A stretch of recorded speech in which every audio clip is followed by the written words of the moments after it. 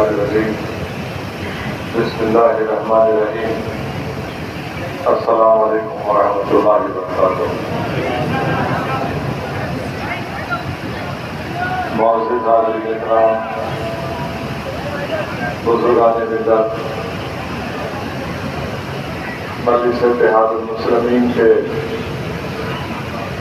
شریک معتمد و رکن اسمبلی جناب احمد پاشا قادری صاحب،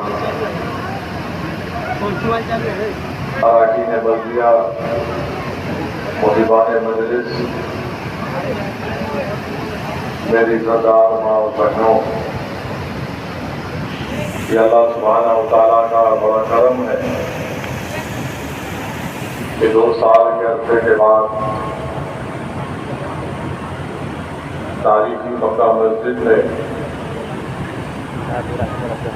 جلسے یوم القرآن جمعۃ الوداع میں ماہ مبارک رمضان میں منعقد کیا جا رہا ہے۔ اللہ کا لاکھ لاکھ شکر ہے کہ اللہ سبحانہ و تعالیٰ نے ہم تمام کو، بلکہ پوری انسانیت کو اللہ نے اس وبا سے بچایا، اور میں اللہ سے دعا کرتا ہوں کہ کووڈ نے جن ذمہ داروں نے اپنے اپنے عزیز و خالق کو کھویا، ہم تمام مل کر اللہ سے دعا کرتے ہیں کہ اللہ سبحانہ و تعالیٰ ان کی مغفرت فرمائے، اور اللہ سبحانہ و تعالیٰ جنہوں نے اپنے والدین کو، اپنے بھائی بہن کو، اپنی بیوی کو، اپنے دوست احباب کو کھویا، اللہ ان سب کو صبر جمیل عطا کرے۔ میرے عزیز دوستوں اور بزرگوں، رمضان کا مبارک مہینہ ہے، ہم جہنم سے نجات کے دہے میں ہیں، نزول قرآن کا مہینہ ہے، اور اللہ کے رسول صلی اللہ علیہ وسلم نے حدیث شریف میں ارشاد فرمایا کہ اگر تم نیکی کی زندگی گزارنا چاہو، شہیدوں کی موت چاہتے ہو، حشر کے دن راحت چاہتے ہو، قیامت کی گرمی میں سایہ چاہتے ہو، ہدایت چاہتے ہو، تو رسول اللہ صلی اللہ علیہ وسلم نے ارشاد فرمایا اللہ کے کلام قرآن کریم کو پڑھو، سنو، سمجھو، کیونکہ یہ شیطان کے قلعے سے تم کو محفوظ رکھتا ہے۔ میرے عزیز دوستوں اور بزرگوں، اللہ کے رسول صلی اللہ علیہ وسلم یہ ارشاد فرما رہے ہیں کہ اگر نیکوں کی طرح زندگی گزارنا ہے، شہیدوں کی موت اگر ہم کو آنا ہے، حشر کے میدان کے دن راحت ملنا ہے، قیامت کی گرمی میں سایہ ملنا ہے، ہدایت ملنا ہے، شیطان کے شر سے محفوظ رکھنا ہے اپنے آپ کو، تو رحمت اللہ علیہ صلی اللہ علیہ وسلم فرما رہے ہیں کہ قرآن کریم کو پڑھو، سنو، اس پر عمل کرو۔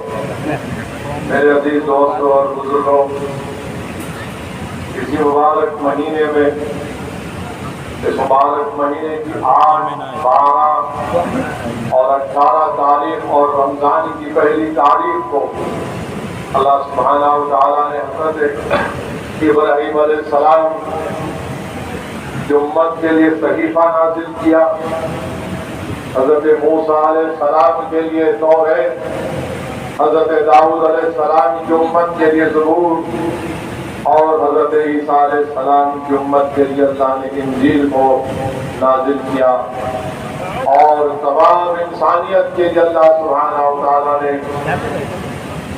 27 رمضان کے دن قرآن کریم کو نازل کیا۔ میرے عزیز دوستوں اور بزرگوں، یہ مبارک مہینہ اب ہم سے رخصت ہو رہا ہے۔ مجھے اللہ کے رسول صلی اللہ علیہ وسلم کی حدیث شریف یاد آ رہی ہے کہ اللہ کے رسول صلی اللہ علیہ وسلم خطبہ دینے سے پہلے منبر پر پردے مبارک رکھتے ہیں، آمین کہتے ہیں۔ ویسے ہی 3 مرتبہ رسول اللہ صلی اللہ علیہ وسلم آمین کہتے ہیں۔ نماز کے بعد صحابہ کرام نے رسول اللہ صلی اللہ علیہ وسلم سے پوچھا، یا رسول اللہ صلی اللہ علیہ وسلم آپ نے 3 مرتبہ آمین کیوں کہی؟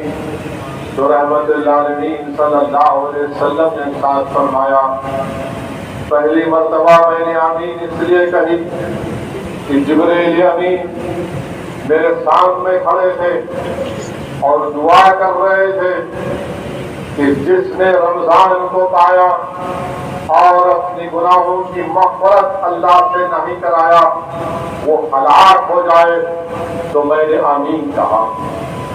دوسری مرتبہ میں نے آمین اس لیے کہا کہ جبریل امین دعا کر رہے تھے کہ ہلاک ہو جائے وہ شخص جس محفل میں اللہ کے حبیب محمد مصطفیٰ صلی اللہ علیہ وسلم کا ذکر ہو اور ان پر درود و سلام نہ پڑھا جائے تو ہلاک ہو جائے۔ تو رسول اللہ صلی اللہ علیہ وسلم نے آمین کہا۔ تو درود و سلام کے نذرانے ہم پیش کرتے ہیں کہ اللہم صلی علی سیدنا محمد عبدک رسولک نبی کے علیہ وسلم۔ تیسری مرتبہ رسول اللہ صلی اللہ علیہ وسلم نے ارشاد فرمایا کہ جبریل امین دعا فرما رہے تھے کہ جس نے اپنے ضعیف ماں باپ کو پایا اور ان کی خدمت نہیں کی وہ ہلاک ہو جائے، تو اللہ کے رسول صلی اللہ علیہ وسلم نے آمین کہا۔ میرے عزیز دوستوں اور بزرگوں، علماء کرام نے لکھا کہ دعا کرنے والے کون ہیں؟ دعا کرنے والے پورے فرشتوں کے سردار حضرت جبرائیل علیہ السلام، وہ دعا کر رہے ہیں۔ اور آمین کون کہہ رہے ہیں؟ پورے نبی اور رسولوں کے سردار محمد مصطفیٰ صلی اللہ علیہ وسلم۔ میرے عزیز دوستوں اور بزرگوں، ابھی بھی رمضان کے چند دن باقی ہیں، اس مبارک مہینے کے چند دن باقی ہیں۔ اگر ہم سے غفلت ہوئی ہوگی تو ہم دوبارہ اللہ سے رجوع کریں گے اپنے آپ کو۔ اگر کسی سے کسی وجہ سے روزے نہیں رکھ سکے وہ روزے رہ سکتے ہیں۔ اگر کسی نے تراویح کی نماز نہیں پڑھی ابھی موقع ہے، تراویح کی نماز پڑھ لو۔ اگر کسی نے نمازیں نہیں پڑھی تو مبارک مہینہ ہے، نمازیں پڑھ لو، کیونکہ نفل کا ثواب فرض کے برابر اور فرض کا ثواب 70 گنا اضافہ کر دیا جاتا ہے۔ اس مبارک مہینے میں اگر تمہارے ماں باپ زندہ ہیں ان کی قدر کرو، ان کی خدمت کرو۔ اگر ہم سے غلطی ہوئی ہے، وہ ناراض ہیں تو ان کو راضی کر دو۔ میرے عزیز دوستوں اور بزرگوں، اللہ کے رسول صلی اللہ علیہ وسلم کے حدیث شریف کو محدث لکھن حضرت عبداللہ شاہ صاحب کے بلا اپنی کتاب رمضان میں حدیث شریف لکھتے ہیں کہ اللہ کا عرش ہے اور اللہ کے عرش کے بازو حضرت آدم علیہ السلام سبز رنگ کے کپڑے پہنے ہوئے اور حضرت آدم علیہ السلام رحمت للعالمین صلی اللہ علیہ وسلم کو پکار کر کہتے ہیں کہ اے احمد صلی اللہ علیہ وسلم، وہ دیکھو تمہارے امتی کو فرشتے جہنم میں ڈالنے لے کر جا رہے ہیں۔ اللہ کے رسول صلی اللہ علیہ وسلم لوٹتے ہیں اور فرشتوں سے کہتے ہیں کہ میرا امتی ہے، اس کو تم جہنم میں مت ڈالو۔ فرشتے رحمت للعالمین صلی اللہ علیہ وسلم سے کہتے ہیں کہ ہم بہت سخت ہیں، ہم صرف اللہ کا حکم مانتے ہیں۔ حدیث شریف کے الفاظ ہیں کہ اللہ کے رسول صلی اللہ علیہ وسلم نے اپنا بایاں ہاتھ اپنے سر پر رکھ کر اللہ کی عرش کی طرف دیکھ کر اللہ سے کہا یا اللہ تو نے مجھ سے وعدہ کیا تھا، یا اللہ تو نے مجھ سے وعدہ کیا تھا کہ میرا امتی جہنم میں نہیں جائے گا، آج تو مجھے رسوا مت کر۔ اللہ سبحانہ و تعالیٰ کی رحمت جوش میں آئے گی، اللہ حکم دے گا کہ محمد صلی اللہ علیہ وسلم کی اطاعت کرو، تو فرشتے اس امتی کو واپس لے کر آئیں گے اور رسول اللہ صلی اللہ علیہ وسلم اپنے پاس سے کاغذ نکال کر اس شخص کے نامہ اعمال میں نیکی کے پلڑے میں رکھیں گے، تو نیکی کا پلڑے میں اضافہ ہو جائے گا، تو پکارنے والا پکارے گا یہ خوش قسمت ہے، یہ خوش قسمت ہے، اس کی نیکیوں کا پلڑا بڑھ گیا۔ اللہ حکم فرمائے گا کہ اس کو جنت میں داخل کرو۔ وہ شخص رسول اللہ صلی اللہ علیہ وسلم کو دیکھ کر کہے گا کہ کیا خوبصورت آپ کا چہرہ ہے، کیا خوب آپ کے اخلاق ہے، میرے ماں باپ آپ پر قربان، آپ کون ہیں؟ تو اللہ کے رسول صلی اللہ علیہ وسلم فرماتے ہیں کہ میں وہ ہوں جس پر تم نے دنیا میں مجھ پر درود و سلام بھیجا تھا، میں اللہ کا حبیب محمد مصطفیٰ صلی اللہ علیہ وسلم۔ پھر پوچھتا ہے رسول اللہ صلی اللہ علیہ وسلم آپ نے میری نیکیوں کے پلڑے میں وہ کاغذ کیا رکھا؟ تو اللہ کے رسول صلی اللہ علیہ وسلم نے کہا کہ جو تو دنیا میں مجھ پر درود و سلام کرتا تھا میں نے اس کو تیری نیکیوں کے پلڑے میں رکھ دیا۔ میرے عزیز دوستوں اور بزرگوں، اس لیے علماء کرام نے اہل دل نے ہم سے کہا کہ درود السلام کے نذرانے اللہ کے رسول صلی اللہ علیہ وسلم پر پیش کرتے رہو، اور مجھے امید ہے کہ شاید وہ گناہگار اسد الدین اویسی ہوگا اور رسول اللہ صلی اللہ علیہ وسلم مجھے جہنم کی آگ سے بچا دے۔ یہ میرا عقیدہ ہے، یہ میرا ایمان ہے۔ میرے عزیز دوستوں اور بزرگوں، وہیں پر ایک اور حدیث شریف آیا کہ ایک شخص کے نامہ اعمال تولے جائیں گے، نیکیاں اور گناہ برابر رہیں گے، اچانک گناہ بڑھ جائیں گے، حکم ہوگا اس کو جہنم میں ڈال دو، حکم ہوگا اس کو جہنم میں ڈال دو۔ وہ بولے گا یا اللہ کس لیے؟ اب تک تو میری نیکیاں اور گناہ برابر تھے، اچانک میرے گناہوں میں کیسے اضافہ ہو گیا؟ تو آواز آئے گی کہ تو نے دنیا میں اپنے ماں باپ کو اف کہا، تو نے اپنے ماں باپ کو اف کہا تھا، تو کہے گا یا اللہ جب میں جہنم میں جا رہا ہوں تو میرا باپ بھی جہنم میں جا رہا ہے، یا اللہ میری نیکیاں میرے باپ کو دے دے جس پہ میں نے اف کہا تھا۔ تو آواز آئے گی کہ دنیا میں آپ کا آج کہہ رہا ہے اللہ سے رحمت کی بھیک مانگ رہا ہے، تو اللہ حکم فرمائے گا ان دونوں کو جنت میں داخل کرو۔ میرے عزیز دوستوں اور بزرگوں، یاد رکھیے یہ نزول قرآن کا مہینہ ہے۔ حدیث شریف میں آیا کہ اللہ سبحانہ و تعالیٰ نے زمین و آسمان کو بنانے سے 1000 سال پہلے سورہ یاسین اور طٰہٰ پڑھا، اور جب فرشتوں نے سنا تو فرشتوں نے پکار کر کہا کہ خوشخبری ہو اس امت پر جو یہ قرآن نازل ہوگا، خوشخبری ہو اس سینہ میں کہ یہ قرآن محفوظ ہوگا، خوشخبری ہو ان زبانوں پر جب یہ قرآن کو پڑھیں گے۔ ابن حجر رحمت اللہ علیہ لکھتے ہیں اس حدیث شریف کے بارے میں کہ اللہ نے فرشتوں کے سامنے یہ کہا کہ تم سورہ یاسین اور سورہ طٰہٰ فرشتوں کے سامنے پڑھو تاکہ ان سوروں کی قرآن کی عظمت کا اندازہ ہو سکے۔ میرے عزیز دوستوں اور بزرگوں، اسی لیے رسول اللہ صلی اللہ علیہ وسلم نے فرمایا کہ میری امت کی بہترین عبادت قرآن کریم کی تلاوت، میری امت کی بہترین نفل عبادت قرآن کریم کی تلاوت۔ میرے عزیز دوستوں اور بزرگوں، نزول قرآن کا مہینہ ہے، ہم تمام نے قرآن کی تلاوت کی، شب بیداری کی، تراویح میں قرآن کریم کی تلاوت کو سنا، 20 رکعت نماز پڑھی۔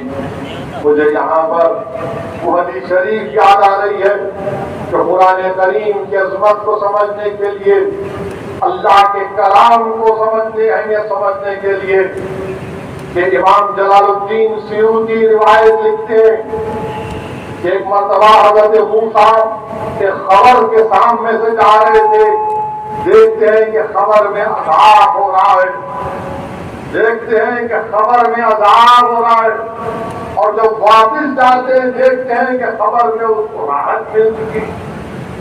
اللہ سے پوچھتے ہیں یا اللہ یہ ماجرا کیا ہے؟ جب میں دیکھا تو عذاب میں تھا، اب وہ خبر میں ہے، خبر میں تو کوئی نہیں کیا نہیں کر سکتا، اس کے نامہ اعمال ختم ہو گئے۔ اللہ سبحانہ وتعالیٰ نے یہ فرمایا کہ موسیٰ جب یہ گناہگار اس انتقال کر گیا تو اس کی بیوی حاملہ تھی، اس کی بیوی حاملہ تھی، اس کی بیوی نے اس کے بیٹے کی اچھی تربیت کی۔ جب وہ 5 سال کا ہوا تو اس کی بیوی نے، مرنے والے کی بیوی نے اس کو مکتب کو بھیجایا، مدرسے کو بھیجایا، اور وہ معصوم بچہ توتلے انداز میں کہنا شروع کیا بسم اللہ الرحمن الرحیم۔ تو اللہ نے فرمایا کہ جو بچہ مجھے رحمان اور رحیم کہہ کر پکارتا ہے، میری رحمت جوش میں آئی، میں کیسے اس کے باپ کو عذاب دے سکتا ہوں؟ میرے عزیز دوستوں اور بزرگوں، اسی لیے اپنی اولاد کو قرآن پڑھنا سکھاؤ، قرآن کی تعلیم سکھاؤ، خود قرآن سیکھو، خود قرآن پڑھو۔ میرے عزیز دوستوں اور بزرگوں، شاہ ولی اللہ محدث دہلوی اپنے والد کا واقعہ انفس العارفین میں لکھتے ہیں کہ ایک مرتبہ آپ کے والد شاہ عبد الرحیم رحمۃ اللہ علیہ سفر میں جاتے ہیں اس زمانے، اور گرمی کا موسم ہے، دوپہر میں قافلہ رکتا ہے تو شاہ عبد الرحیم رحمۃ اللہ علیہ قرآن کریم نکال کر تلاوت کرتے ہیں، رک جاتے ہیں، اچانک زمین سے گرو دستیاب ہوتی اور کہتی ہے عبد الرحیم مجھے مر کر صدیاں ہو چکے ہیں، تمہاری قرآن کی تلاوت سے مجھے تسکین محسوس ہو رہا ہے۔ وہ پھر قرآن کی تلاوت کو جاری رکھتے، دوسری مرتبہ جب ختم کر دیتے ہیں تلاوت کو، شاہ عبد الرحیم رحمۃ اللہ علیہ آپ کے بڑے بھائی جو بازو آرام کر رہے اٹھ جاتے ہیں اور کہتے ہیں عبد الرحیم یہاں پر کسی ایک نیک بندے کی خبر ہے، اس نے مجھے خواب میں آ کر کہا کہ تمہاری تلاوت سے اس کی روح کو تسکین مل رہی ہے، تم اپنی قرآن کی تلاوت کو جاری کرو۔ یاد رکھو مسلمانوں، اسد الدین اویسی بشمول ہم تمام اس دنیا سے چلے جائیں، زمین کی غذا بنیں گے، نہیں معلوم کتنی صدیاں کتنے سال قبر میں رہنا پڑے گا، جب کون آ کر ہماری قبروں پر قرآن پڑھے گا، اور ہماری روحوں کو تسکین پہنچائے گا۔ اسی لیے قرآن پڑھو، جو موقع اللہ نے دیا اس کو غنیمت جانو اور قرآن پڑھتے رہو، قرآن سمجھو، قرآن پر عمل کرو، اور جس کو اردو نہیں آتی انگریزی کے بھی قرآن ہے، اس کا ٹرانسلیشن ہے، بلکہ اگر کسی کو انگریزی کا ٹرانسلیشن پڑھنا ہے تو میری نظر میں پوری دنیا میں اگر ایک بہترین قرآن کریم انگریزی کا ٹرانسلیشن جو آیا ہے حالیہ دنوں میں، اس کا نام ہے جو قرآن بہر، اس کو لکھنے والے کا نام شیخ نور آمین کلر ہے۔ جس نے 16 سال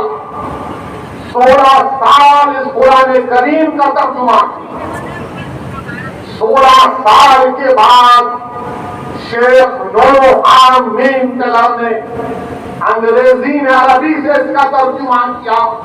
اور اگر کوئی پڑھنا چاہتا ہے تو حضرت گوگل پر، امیزون پر جائیں اور امیزون سے اس کا آرڈر کر کے انگریزی قرآن پڑھیں، آپ کو بڑا اس سے فائدہ ملے گا. میرے عزیز دوستوں اور بزرگوں، یہ مبارک مہینے کے چند راتیں ہمارے پاس باقی ہیں. اٹھو رات میں، شب بیداری کرو، رات بھر پھرتے مت رہو. کم سے کم اگر پوری رمضان میں تم نے تہجد کی نماز نہیں پڑھی، کل پڑھو. کل بھی 29ویں شب ہے، شب قدر ہو سکتی ہے.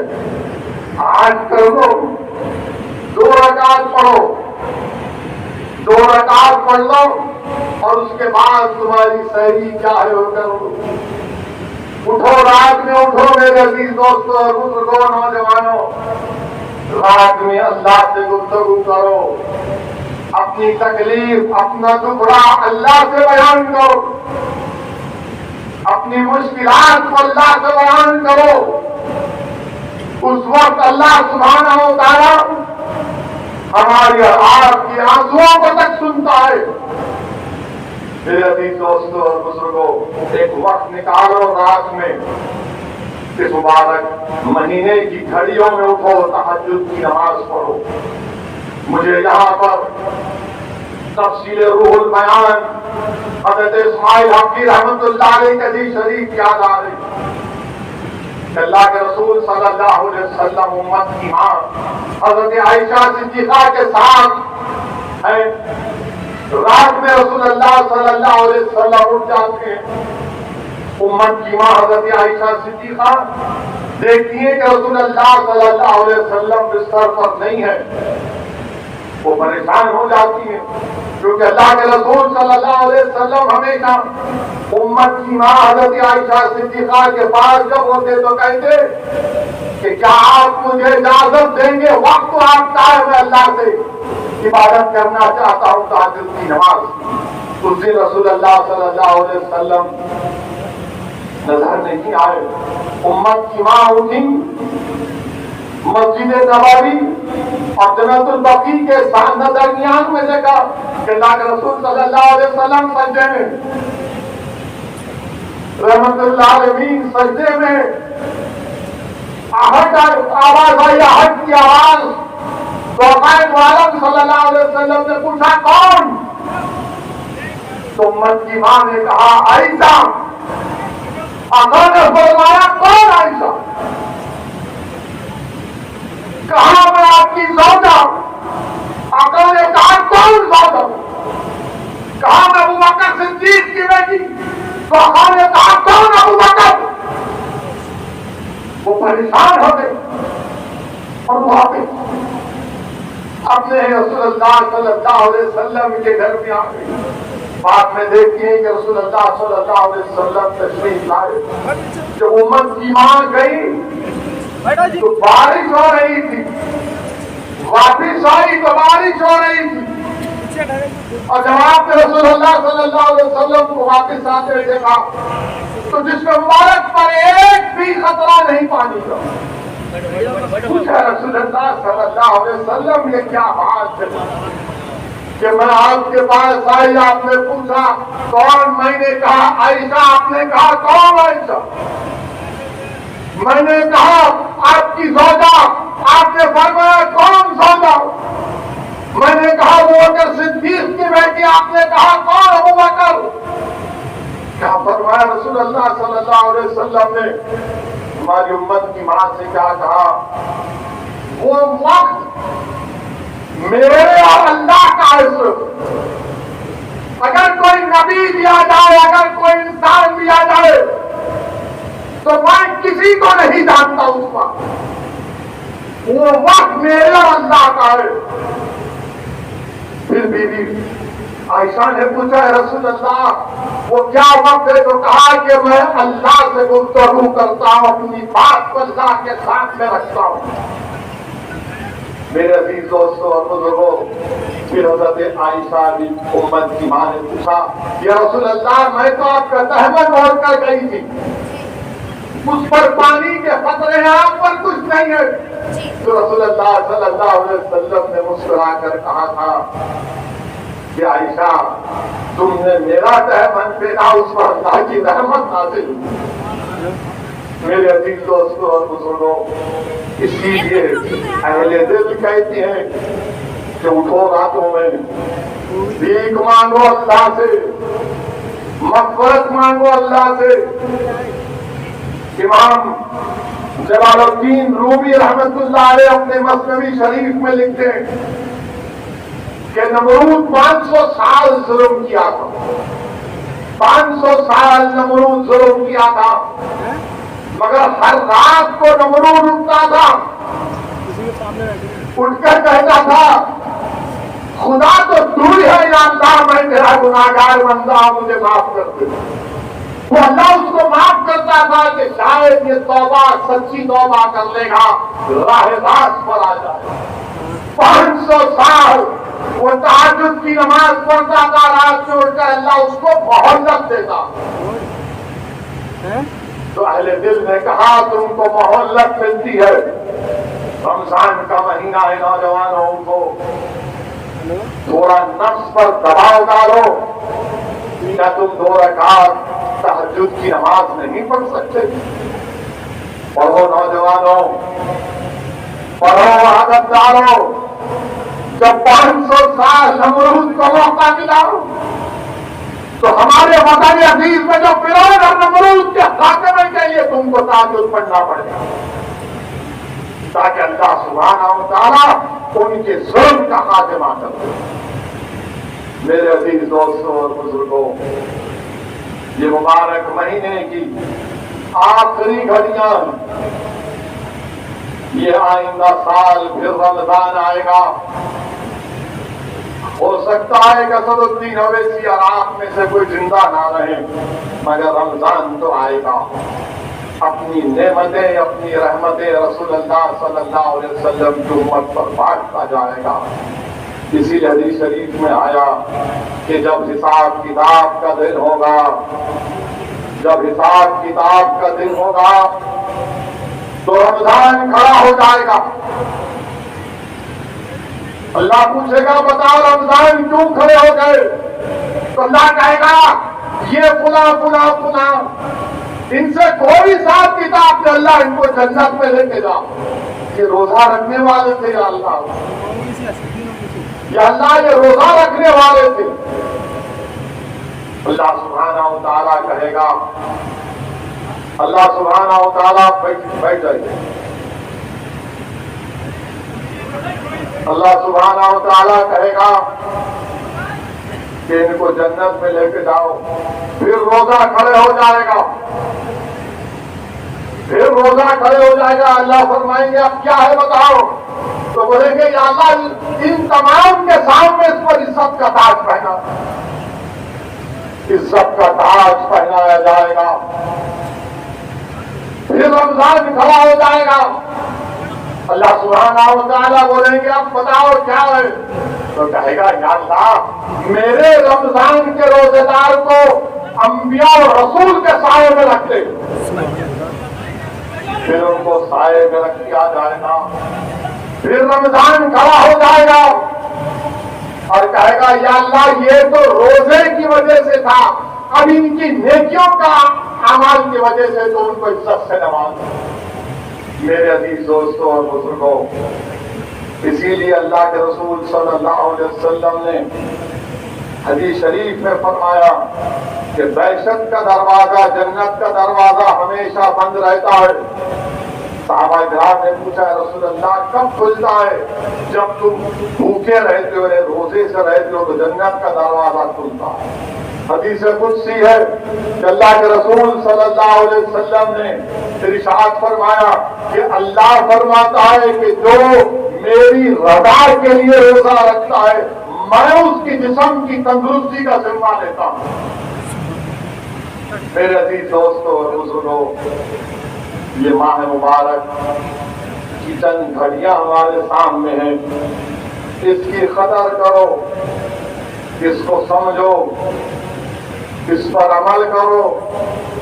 اور میں ان لوگوں سے بھی مخاطب ہوں مکہ مسجد کی تاریخی مسجد سے کہ جن کو اللہ نے توفیق دی روزہ رکھنے کی، نمازیں پڑھنے کی، تہجد پڑھنے کی، زکوٰۃ دینے کی، صدقہ کرنے کی، یاد رکھو کبھی بھی تم حقارت کی نظر سے، غرور سے ان لوگوں کی طرف مت دیکھو جو یہ کام نہیں کر سکے۔ میں اکثر یہ دیکھتا ہوں کہ لوگ جب روزہ رہتے ہیں، تراویح پڑھتے ہیں، تہجد پڑھتے ہیں، تو بولے ارے انہیں قائم آنے آتا ہی نہیں، انہیں روزہ نہیں رہتا ہی نہیں۔ میرے بھائی، تم کون ہوتے کسی کا دل کا حال جاننے والے؟ اللہ کو معلوم اس کا دل کا حال کیا ہے۔ ہو سکتا ہے کہ وہ اللہ سے زیادہ قریب ہو تم سے زیادہ، اللہ سے وہ قریب ہو جاتا ہے۔ اسی لیے اگر کسی کو دیکھے تو دعا کرو، یا اللہ اس کو بھی نیک بنا دے، مجھے اس سے بڑھ کر نیک بنا دے۔ اور جو روزہ نہیں رکھ رہے، جو نمازیں نہیں پڑھ رہے، میں ان سے کہہ رہا ہوں آؤ، اللہ کی رحمت جوش میں ہے، اللہ کی رحمت جوش میں ہے، جنت کے دروازے کھلے ہیں، شیطان جہنم میں جکڑ دیا گیا، رزق میں اضافہ ہو گیا، اللہ کی رحمت برس رہی ہے، نزول قرآن کا مہینہ ہے۔ آؤ میرے دوستو، اگر تم نے اس ماہ مبارک کے مزے کو نہیں چکا تو آؤ میرے عزیز دوستو بزرگوں، تم بھی آؤ تاکہ تم پر ہم پر بھی اللہ کی رحمت برسے۔ میرے عزیز دوستو اور بزرگوں، دوسری اہم بات میں آپ سے کرنا چاہ رہا تھا کہ اس ماہ مبارک میں جنگ بدر بھی ہوئی۔ اس ماہ مبارک کی 17 تاریخ کو جنگ بدر ہوئی، اور جنگ بدر میں 2 ہجری میں روزے فرض ہوئے اور 2 ہجری میں جہاد فرض ہوا۔ جنگ بدر کے سلسلے میں علماء کرام نے لکھا کہ رسول اللہ صلی اللہ علیہ وسلم نے جب نبوت اور رسالت کا اعلان کیا تو 15 سال تک کوئی جنگ نہیں ہوئی، 15 ایئرز تک۔ مگر جب ہجرت ہوئی مدینے کو تو مشرکان نے مکہ مدینے کے قریب بھی آ کر مسلمانوں کے اونٹ کو، بکریوں کو چوری کر جاتے، تکلیف دیتے۔ تو رسول اللہ صلی اللہ علیہ وسلم کو جب یہ معلوم ہوا کہ ابو سفیان جو اس وقت تک اسلام نہیں قبول کیے تھے، ایک تجارت کا قافلہ لے کر ساحلی راستے سے بدر سے ہوتے ہوئے مکے کو جا رہے ہیں، اور رسول اللہ صلی اللہ علیہ وسلم کو معلوم ہوا کہ اس میں تجارت کا سامان بھی ہے اور اسلحہ بھی ہے، تو اللہ کے رسول صلی اللہ علیہ وسلم نے صحابہ کرام سے کہا کہ نکلو اپنے گھروں سے، اس قافلے کو روکنا ہے، اس قافلے کو روکنا ہے۔ اگر یہ مکہ پہنچے گا تو ان کی اس اسلحوں سے ان کی طاقت میں اضافہ ہوگا۔ رسول اللہ صلی اللہ علیہ وسلم کے حکم پر صحابہ کرام اپنے اپنے گھروں سے نکلتے ہیں، اپنے اپنے گھروں سے روانہ ہوتے ہیں۔ تو رسول اللہ صلی اللہ علیہ وسلم اپنے جاسوسوں کو اس قافلے کی آمد و رفت کو جاننے کے لیے بھیجاتے ہیں۔ اللہ کے رسول صلی اللہ علیہ وسلم دعا کرتے ہیں، یا اللہ یہ میرے صحابہ بے پیادہ ہیں، ان کو سواری کا انتظام کر دے، ان کے جسم پر کپڑے نہیں ہیں، ان کو کپڑے دے دے، یہ بھوکے ان کو رزق دے دے، اور صحابہ کرام کے ساتھ رسول اللہ صلی اللہ علیہ وسلم جب نکلتے ہیں تو ایک مقام پر ابو سفیان کو اونٹ کی مینگنیاں نظر آئیں. انہوں نے مینگنیوں کو توڑ کر دیکھا تو اس میں گٹھلیاں نکلی. ابو سفیان سمجھ گئے کہ مدینے کے کھجور کی گٹھلیاں ہیں. انہوں نے فوراً ایک تیز سوار پر ایک آدمی کو بٹھایا جس کا نام زمزم غفاری. زمزم غفاری سے کہا کہ جا مکے کو اور مشرکان مکہ کو کہنا کہ محمد صلی اللہ علیہ وسلم مدینے سے نکل چکے ہیں. تو زمزم غفاری ایک تیز سواری کے ساتھ بیٹھ کر نکلتا ہے مکے کی طرف. تو عالم روحانیت میں رسول اللہ صلی اللہ علیہ وسلم کی پھوپھی حضرت عاتیقہ ایک خواب دیکھتی ہیں. اور خواب کیا دیکھتی ہیں کہ ایک اونٹ پر سوار آدمی آ رہا ہے مکے میں اور پکار کر کہہ رہا ہے اے مشرکاؤ تیار ہو جاؤ تمہارے خاتمے کا وقت آ چکا ہے. حضرت عاتیقہ حضرت عباس کو اپنے بھائی کو یہ خواب بتاتی ہے. حضرت عباس ابو جہل کو بولتے ہیں تو ابو جہل غرور اور تکبر میں ڈوب کر بولتا ہے کہ عباس کہ اب تمہاری عورتیں بھی نبوت کا دعویٰ شروع کرتی ہیں. اگر 3 دن کے اندر یہ خواب پورا نہیں ہوا تو میں پورے عرب میں بنو ہاشم کو دروغہ کرا دوں گا. تو زمزم غفاری تیسرے دن مکے کو پہنچتا ہے. اور اس زمانے میں خطرے کا سگنل یہ تھا کہ اگر کوئی خطرے کی نیوز دیتا تو اپنے اونٹ کے ناک اور کان کو کاٹ دیتا اور کہتا کہ دیکھو خطرے کی گھڑی ہے. عبداللہ محدث دہلوی اپنی کتاب مدارج النبوہ کے دوسرے جلد میں لکھتے کہ زمزم غفاری نے بھی خواب دیکھ لیا تھا کہ مکے میں لوگ آ کر کہہ رہے ہیں کہ تم تباہ و برباد ہونے والے ہو. ابو جہل جب یہ دیکھتا ہے تو سب سے کہتا ہے کہ چلو تیاری کرو اب محمد صلی اللہ علیہ وسلم سے مقابلہ کرنا ہے. سوائے ابو لہب کے مگر ابو سفیان جو اس وقت کے سلام نہیں قبول کیے تھے وہ ساحلی راستے سے نکل کر مکے کی طرف روانہ ہو جاتے ہیں اور پیغام بھی جاتے ابو جہل کو کہ مت نکلو, رسول اللہ صلی اللہ علیہ وسلم سے جنگ مت کرو, میں قافلہ لے کر نکل چکا ہوں.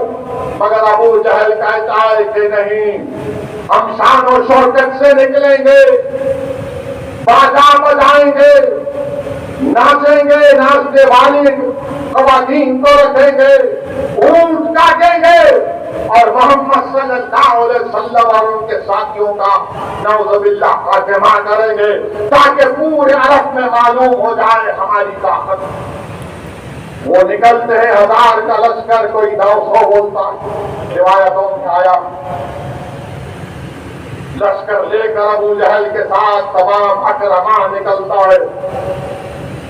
سب نکلتے ہیں اور رسول اللہ صلی اللہ علیہ وسلم مقام صفرا کے پاس رکتے ہیں اور صحابہ کرام سے کہتے ہیں کہ حضرت جبرائیل علیہ السلام نے مجھے آ کر اطلاع دی ہے